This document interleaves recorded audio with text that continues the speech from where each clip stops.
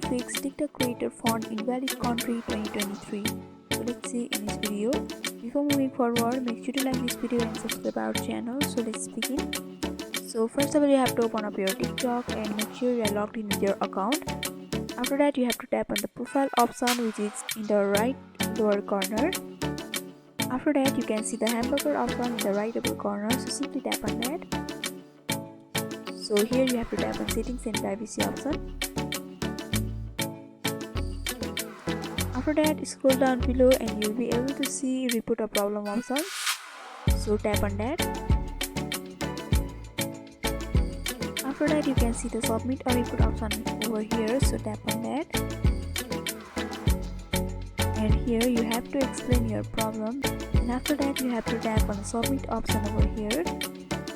And by doing that, TikTok will solve your problem and you'll be able to fix TikTok creator font Invalid Country 2023. So I hope this video was helpful.